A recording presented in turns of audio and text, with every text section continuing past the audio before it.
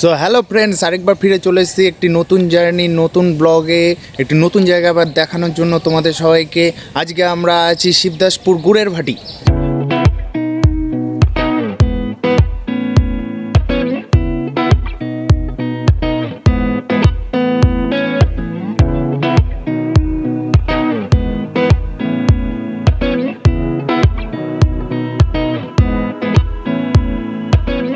Friends, আজকে এই ব্লগে তোমাদেরকে দেখাবো গ্রাম বাংলার কিছু দৃশ্য এবং তার সাথে সাথে থাকবে গুড় কিভাবে তৈরি করা যায়, গুড়ের কি কি প্রণালী হয় তৈরি করার, সেই সমস্ত কিছু এই ব্লগে তোমরা দেখতে পাবে।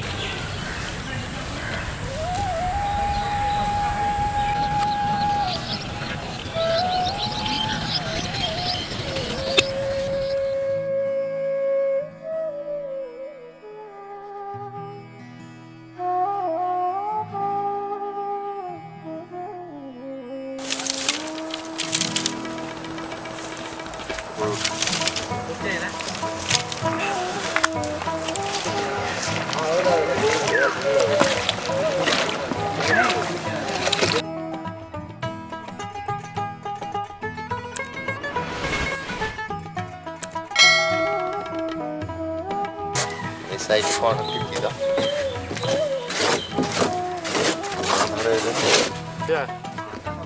এক কেজি ছিল তো।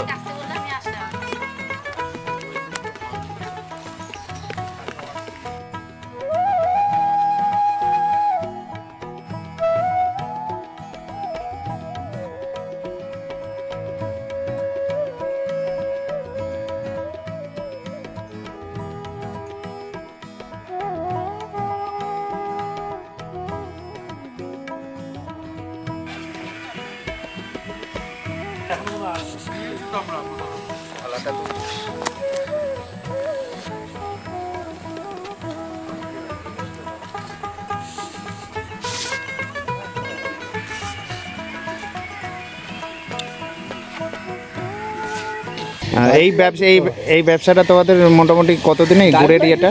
আমাদের আশ্বিন মাস থেকে লাগতে হয়, গাছ ছুলতে হয়, দুবার ছুলতে হয়, তারপর কাটতে হয়, কাটার পর আমাদের ফাল্গুন মাস অবধি চলবে।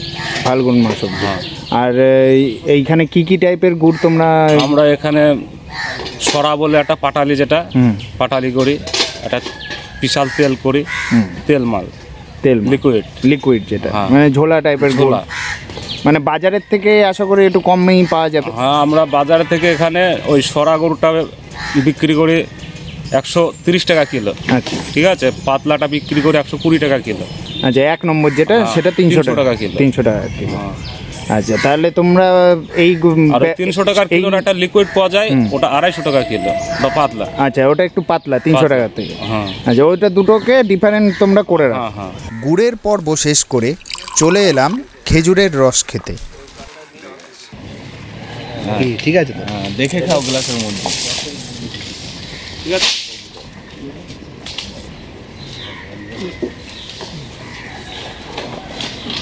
কেমন রস? দারুণ, কিছু বলার নেই। অনেকদিন বাদে এরকম স্বাদ পেলাম। খেজুরের রস খাবো, আর কিভাবে খেজুরের গাছ থেকে রস সংগ্রহ করা হয়, অর্থাৎ খেজুর গাছে কিভাবে হাঁড়ি বাঁধা হয় সেটা দেখব না? চলো দেখে নেওয়া যাক।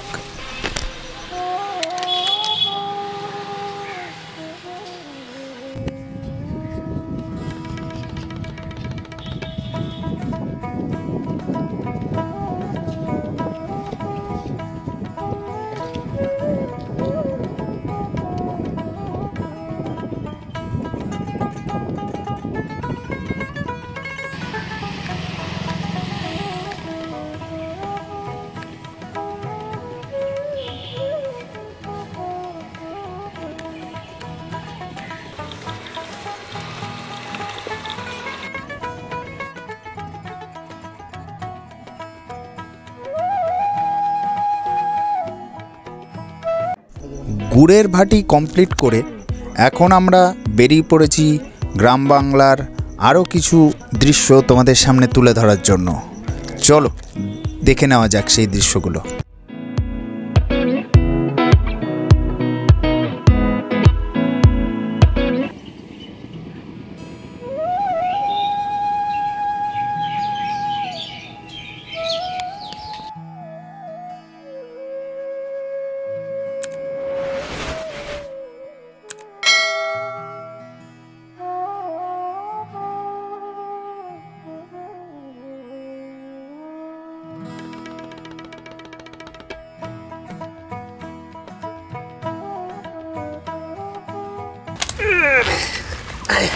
কি হালকা নয় রে?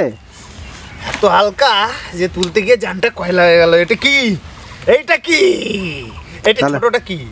ওটা বড় ফুলকপির সঙ্গে ছোট ফুলকপি ফ্রি। নে। ওটা ফুলকপি কি এই হলো আর কি, শহরের ছেলে গ্রামে এসে ফুলকপি বাগান থেকে তুললে যা হয় আর কি। কি শক্তরি। শিকড় ভাঙতে পারছে না।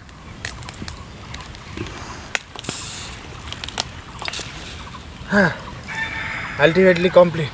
আমাদের মধ্যে এখন একজন ফুল মুডে আছে বেগুনের ছবি তুলতে।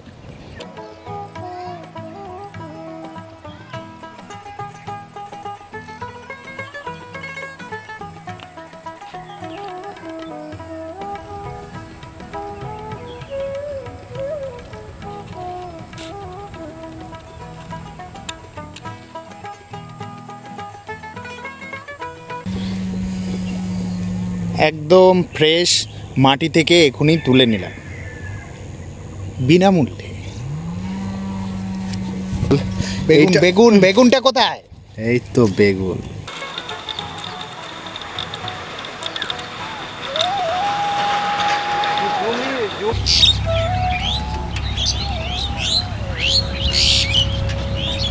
ভিডিও করা।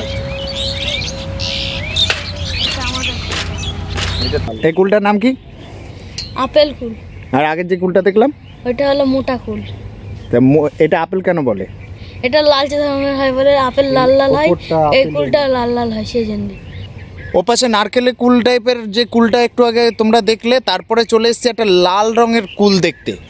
এই কুলটি হলো আপেল কুল।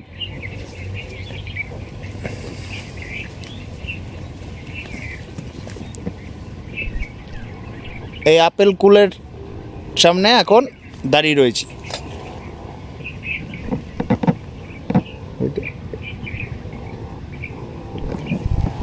তো এখন আগে ফ্রিতে পেলাম কপি, তারপর পেলাম গাজর, তারপর খেলাম নারকেল কুল, এখন খাবো আপেল কুল।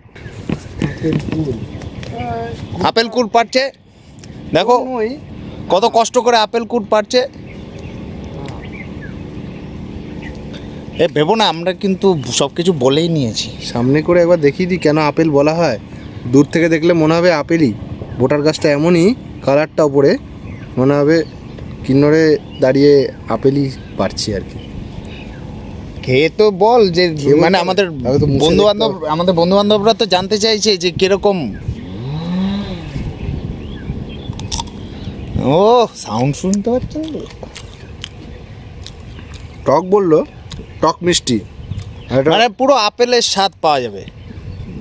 আপেলেরই স্বাদ।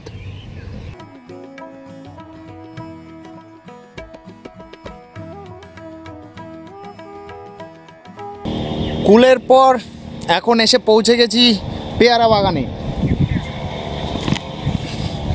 পেছনে দেখা যাচ্ছে পেয়ারা বাগান। এই বাটার ছেলে, পেয়ারা তুলবি নাকি? সবই বিনা পয়সায় আজ, সব বিনা পয়সায়। আজকে লাঞ্চ যা হবে সব একদম জেনুইন অর্গ্যানিক মাটি থেকে তোলা। অলরেডি ব্যাগে বেগুন ঢুকে এসএলআরের আর জায়গা নেই, এসএলআরের আর জায়গা নেই। তাহলে বোঝা যাচ্ছে আজকে সব মাটি থেকে তোলা গাছ থেকে পাড়া জিনিস দিয়ে দুপুরের লাঞ্চটা আমরা করব। এই হলো পেয়ারা বাগান।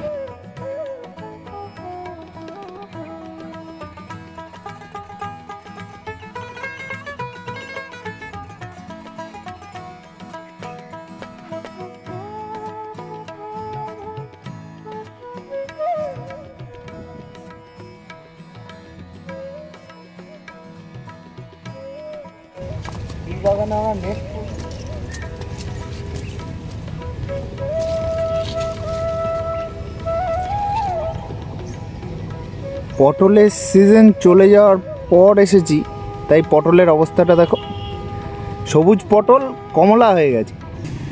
এখন আমরা চলে এসেছি শিবদাসপুরে আম বাগানে।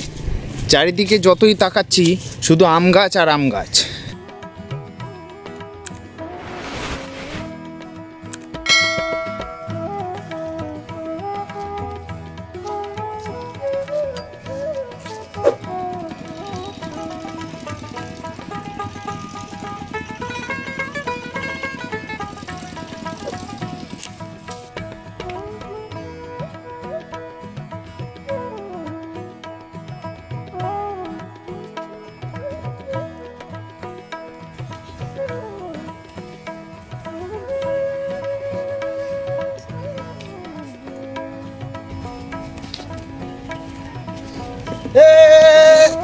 পৌঁছে গেছি।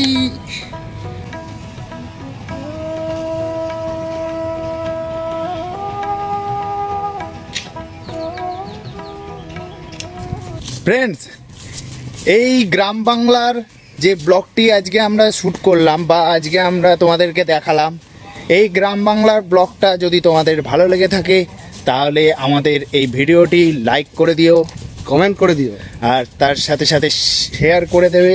আর অবশ্যই সাবস্ক্রাইব করতে ভুলো না। তো till then, see you in the next blog. Good by.